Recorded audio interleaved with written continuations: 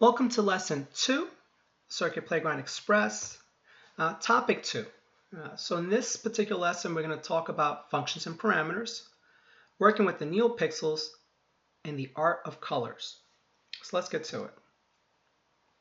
So going back to our website, reference website, you can see here there were a lot of functions, these are all called functions, that we can use with a circuit playground. And the one we're going to explore today is set pixel color.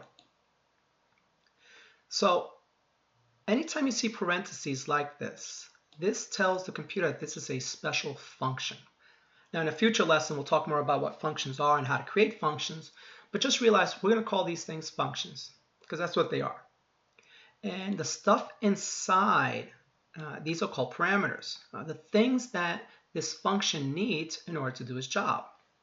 So the neopixels, there's 10 of them. They start from 0 to 9 going counterclockwise if you hold the USB cable from the top.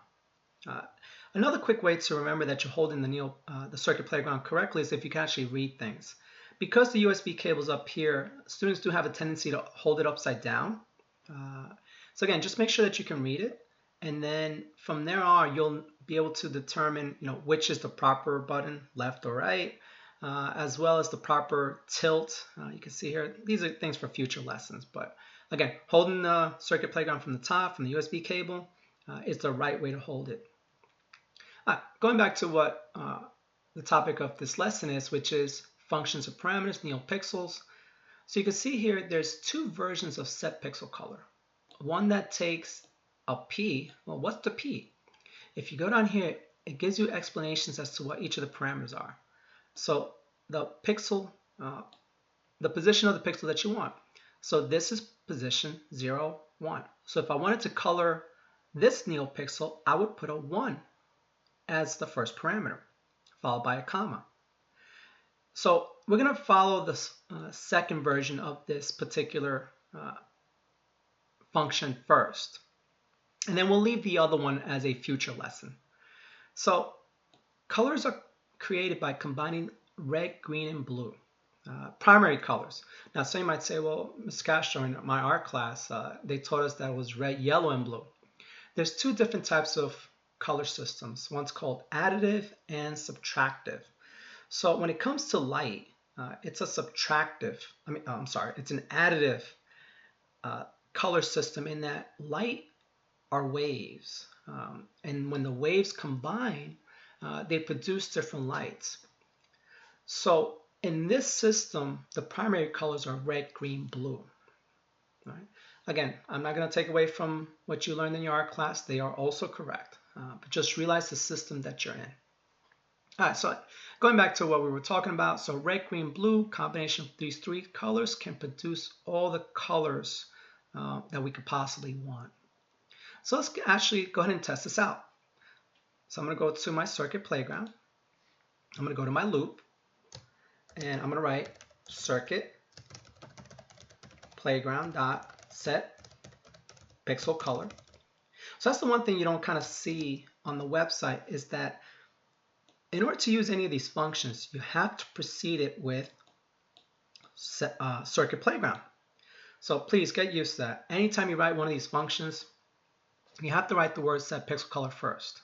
Again, just kind of identify to the program, hey, I want to set the pixel color of the circuit playground. All right. So going back to what the website said, the first thing it wants is a position. So I'm going to start with the first one. And we'll do 255 for the amount of red, 0 for the amount of green, and 0 for the amount of blue. So it should come as no surprise that the first neopixel will simply be red. Let's try that out. So let's go ahead and upload it. And I'm going to bring my camera up.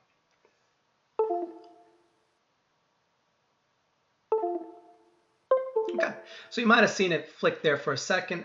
This is the first neopixel, and as you recall, I said if you hold it like that, this is neopixel 0, and it's red. Okay, so I'm going to go ahead and experiment a little bit more with some of the other color combinations. Put this here. And one of the other things we can do then is let's just color all of them. And I'm going to start with just the first three, which will be 1 and 2, moving around counterclockwise, as you recall. And I'll make this one 0 to 55, which is green, and then 0 to 55 for blue. So let's try that out.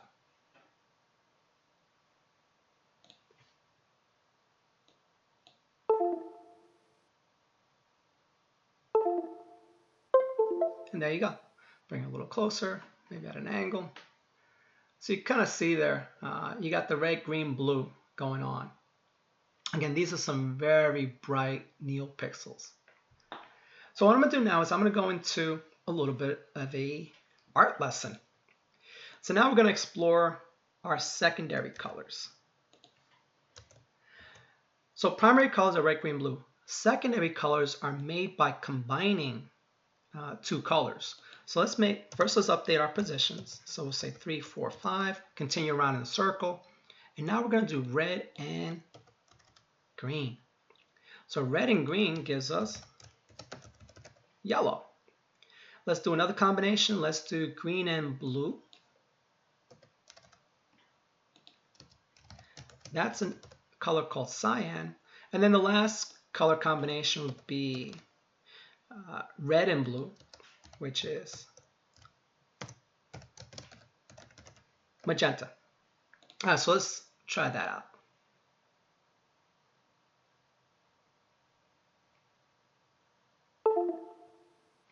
So let's bring back the camera. Okay, so you can see there, holding a little closer, we do have all the color gradients of red, green, blue. Blue's looking a little on the bright side. Then the yellow, and then the cyan, then the magenta. So there are actually 2 more color combinations we can do, which is, I'm just going to copy and paste this one. Does anybody want to take a guess as to what you get if you turn on all the neopixels? Now, the hint here is, remember, this is light. So if I turn on all the red, all the green, all the black, a lot of students go with the idea, all the red, all the green, all the blue. A lot of students think that that's black. But think about it. I have turned the intensity of all these lights to their brightest. You're not going to get black. If you take a second, think about what the opposite of black would be. All right, it's white. And some students have a hard time with that. Like, wait a minute, how can you combine green, red, green, and blue to produce white? Each of these colors have a distinct nature to them. Remember, these are light waves. And when these light waves combine, they actually produce white. Again, you might recall from a elementary or middle school science project where you shine light white through a prism. And if you recall, what happened was it actually broke up into the rainbow. And that's a way to prove to you that white is a combination of all these light waves together. So red, green, blue, all intensities gives you white. I think at this point, you could also think about, figure this one out, which is if I don't have any red, any green, any blue, i.e. turn off all the lights, that's going to be black. So black is going to be a little disappointing when you look at the circuit playground, because you don't actually get black. You'll see what it does. Actually, you might not. Oops. Can anybody spot my logical mistake here? Some of you will do this too. We get all happy about doing a bunch of coding that we forget to update. So I'm not even going to bother showing you the circuit playground. It's off. The other thing I'm going to do too is I'm going to switch these around. So you might think, oh, Mr. Castro, you did them in the wrong order. Again, the computer will figure it out. So all it's going to do is going to turn the neopixel in the 7th position to white first, and then turn the neopixel in the 6th position to black. So let me run this again. So in some cases, order matters. In this particular case, we're okay with switching the order of the commands. Let's bring this over.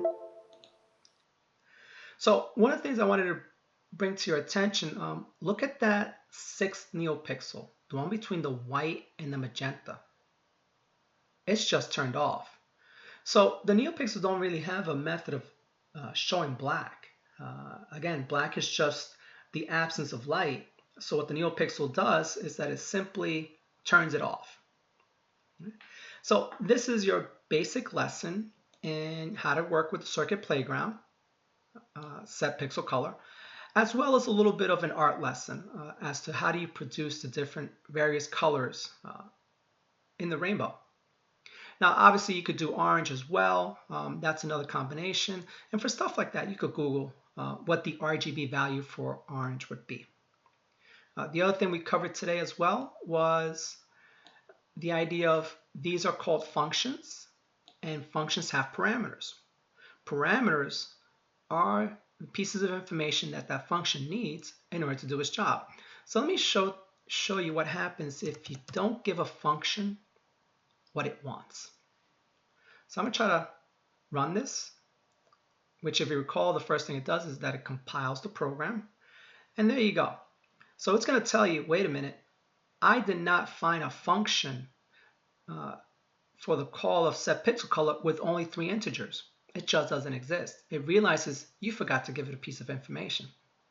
So when you see a syntax error or a red line like this, that's a dead giveaway. A couple of things might have happened. Either you used the function the wrong way, or another common mistake for beginner programmers, it's this. Oops, forgot to actually make an error. The capitalization. Yeah, I know, you're trying to run it. So I'm going to try to run it again. It's going to scream at me. And there you go. Similar concept, the fact that it wasn't the idea of the parameters, it was the idea that it couldn't even find the function because there is no function with the name set pixel color in lowercase letters. Okay. So let's go back to our presentation review. We're still in lesson 2, Circuit Playground Express, getting comfortable with it. And in this lesson, we talked about functions or parameters, working with the neopixels, and the various ways you can produce colors using red, green, blue. Thank you.